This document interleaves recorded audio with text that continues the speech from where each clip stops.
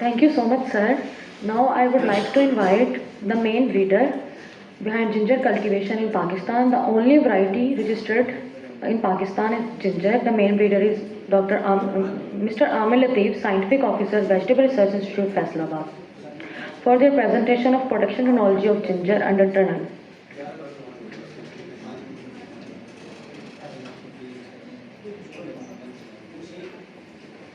बिस्मिल्लाहिर्रहमानिर्रहीम।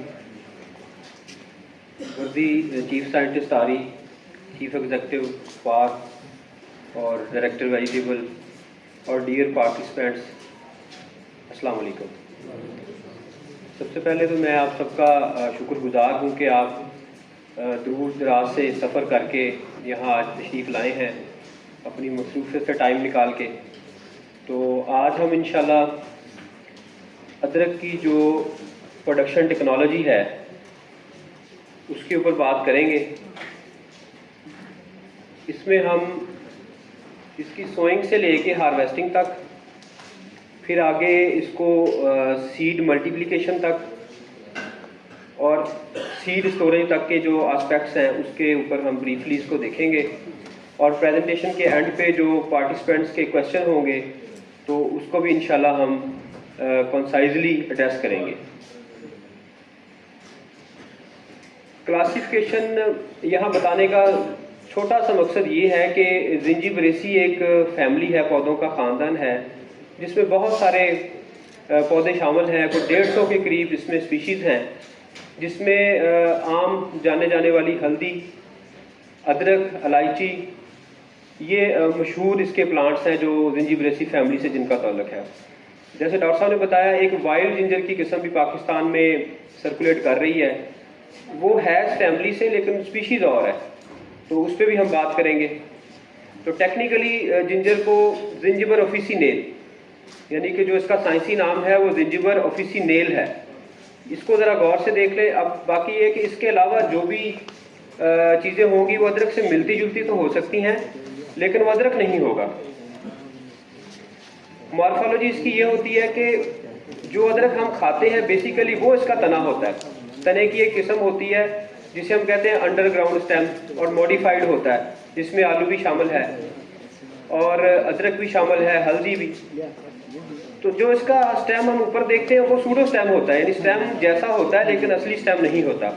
लीव्स इसके नैरो होते हैं, फ्लावर इसके स्टीराइल होते हैं। स्टीराइल से मुराद ये कि उनके अंदर सीड नहीं बनता, और अगर उसको साइंसी तरीक़ों से बना लिया जाए तो फिर वो जर्मिनेट नहीं करता। तो जर्मिनेट कराने के लिए भी स्पेसिफिक कंडीशन जिसे हम कहते हैं इन विट्रो मेथड्स वो अडॉप्ट किए जाते हैं। हाइट की बात करें तो 2 से 4 फीट इसकी हाइट है इस पौधे की, मतलब मैक्सिमम अगर कोई वैरायटी जाती है तो वो 4 फीट तक जाती है। जो short stature small rhizome varieties हैं वो 2 फीट तक उनकी हाइट होती है। न्यूट्रिशनल वैल्यू इसकी वर्ल्ड रिकग्नाइज्ड है और बहुत सारे न्यूट्रास्यूटिकल्स इसमें डिस्कवर हो चुके हैं जिनको वर्ल्ड वाइड जो है वो इस्तेमाल किया जाता है, और ये बड़ी एक इंडस्ट्री है।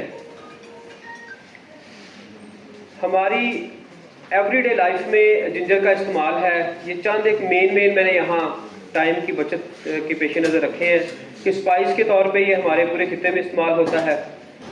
हर्बल इन्फ्यूजन यानी कि इसका कावा और इसका जो टॉनिक्स, मतलब मुख्तलिफ इसके मशरूबात में इसका इस्तेमाल है। फ्लेवर एजेंट के तौर पे भी इसको इस्तेमाल किया जाता है और इसके हेल्थ बेनिफिट्स भी बहुत ज़्यादा हैं।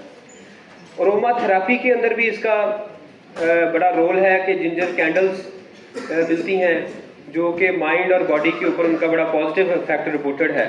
और एसेंशियल ऑयल इससे एक्सट्रैक्ट करके उसको भी अरोमा थेरेपी में भी इस्तेमाल किया जाता है और मेडिसिन में भी इस्तेमाल किया जाता है। डाइजेस्टिव एड यानी कि अगर जो हमारा निज़ाम इंहज़ाम है उसको बूस्ट करने में और उसको बेहतर बनाने में, मतलब मोटिलिटी ऑफ इंटेस्टाइन उसको ये इंक्रीज़ करता है। मतलब जिसमें एक किसी बंदे को मसला हो कि उसे गैस ट्रबल है, कॉन्स्टिपेशन है, खाना हज़म नहीं होता, तो वो जिंजर का कावा ले ले या इसका इस्तेमाल बढ़ा दे तो इंशाल्लाह उसके ये मसले ख़त्म हो जाते हैं। फिर इम्यूनिटी बूस्टर, कोरोना के अंदर अगर इंडो पाक में हमारे खित्ते में अगर कम इफेक्ट हुआ है तो उसमें ये लहसुन, अदरक, हल्दी इनका बड़ा एक मेजर रोल है हमारी इम्यूनिटी को बूस्ट करने में।